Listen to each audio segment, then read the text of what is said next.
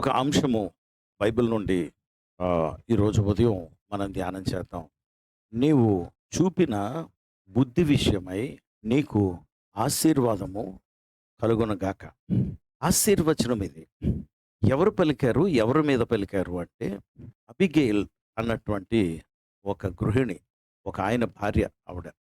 ఆవిడ దావీదు మీద ఆశీర్వచనం పలుకుతుంది. ఎందుకు పలుకుతుంది అని మనం చూస్తే చాలా విచిత్రమైనటువంటి పరిస్థితులు.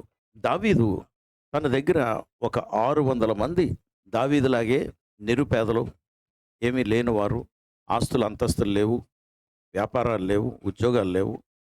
దావీదు ఎలాగైతే సౌలు చేతుల్లోంచి రక్షింపబడాలని పారిపోతున్నాడో, అలాగే వారుకున్నటువంటి ఇబ్బందులు వదిలి పారిపోతున్నటువంటి వారు 600 మంది. వీరందరికీ నాయకుడు దావీదు. వీళ్ళందరూ ఎక్కడుండేవారంటే అలా వెళ్తూ అరణ్యాల్లో బ్రతుకుతూ ఎవరైనా ఒకవేళ యుద్ధాలు చేసేవారు కానీ, సైనికులు ఎవరైనా అవసరమైతే వీరిని వాళ్ళు అద్దెకు తీసుకుని వాళ్ళని యుద్ధంలో వాడుకునేవారు.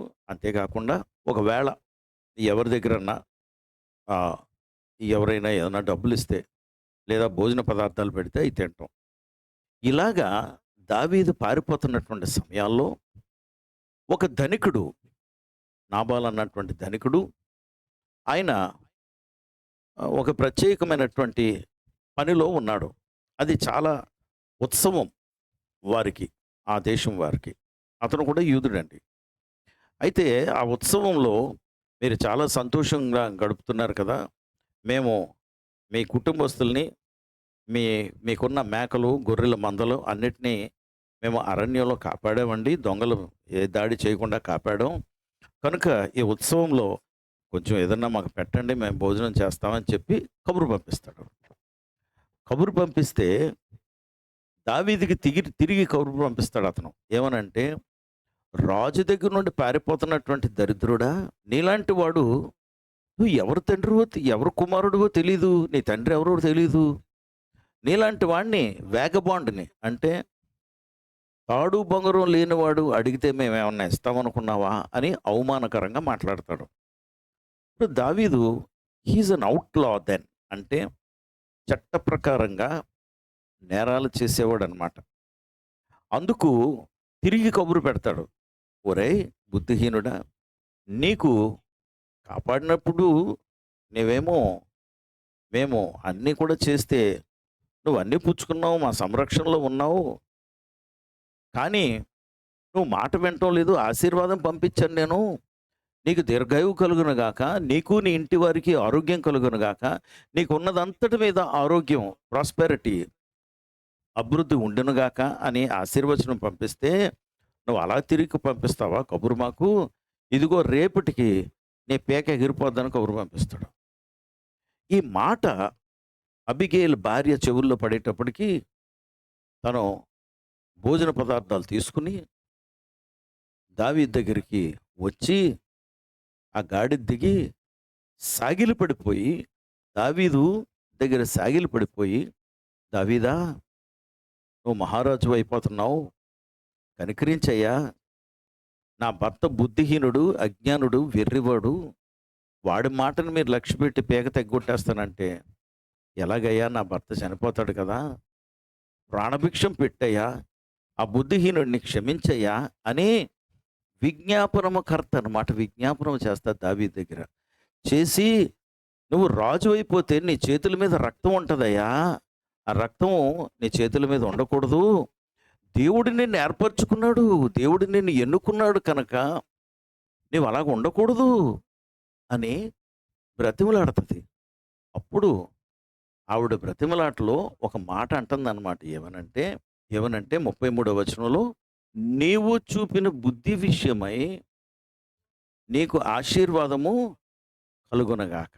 కనుక నువ్వు సరేలే కనికరిస్తానన్నావు కదా అయ్యా, నువ్వు బుద్ధితో, జ్ఞానంతో వ్యవహరిస్తున్నావు కనుక దేవుడు నిన్ను ఆశీర్వదించునుగాక అని పలుకుతుంది.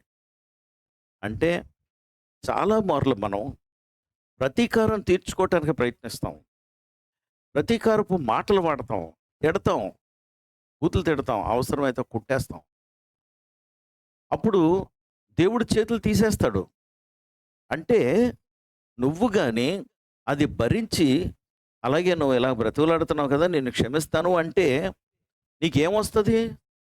ఆశీర్వాదం వస్తది. అంటే నువ్వు క్షమించకపోతే, ప్రతీకారం తీర్చుకోవటానికి ప్రయత్నిస్తున్నటువంటి నీ చెయ్యి ఆపకపోతే నువ్వు ఆశీర్వాదం కోల్పోతున్నావు. You are losing your blessing. ఈవిడ ఆశీర్వదిస్తది. నీ చేతులు ప్రతీకారం తీర్చుకోవటానికి ప్రయత్నంలో లేవు కనుక దేవుడు నిన్ను ఆశీర్వదించును కాక అని ఆశీర్వదిస్తది. May God show you mercy. May God bless you. నువ్వు మంచిగా చేయాలని నిర్ణయించావు.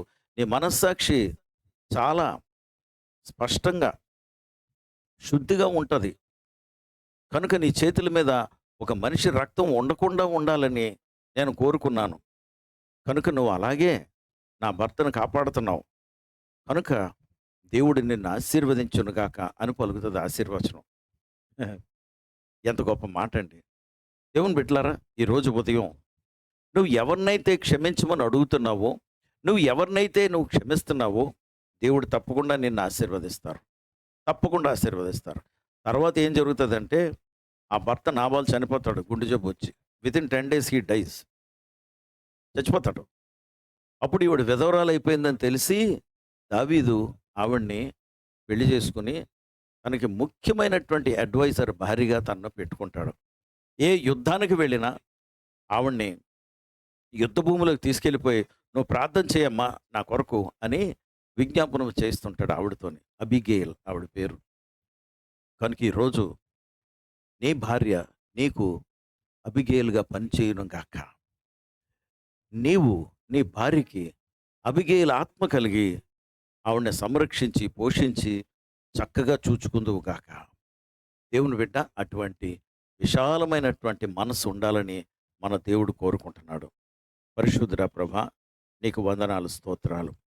నాకు వ్యతిరేకంగా పనిచేసినటువంటి వారందరినీ జ్ఞాపకం చేసుకుని వారిని క్షమించమని, వారి మీద ప్రతీకారం తీర్చుకో ప్రభా అని నేను అడగలేదు. ఎప్పుడు అడగలేదు, ఇప్పుడు నేను అడగటం లేదు. కానీ ఒకవేళ నా మనసు బాధపడి ఉంటే, ఉదాహరణకి ఒక వ్యక్తికి నేను ఎంతో మేలు చేశాను, ఇప్పటికీ కూడా నాకు 70,000 రూపాయలు ఇవ్వాలి ప్రభా. 8 సంవత్సరాలు అయిపోయింది.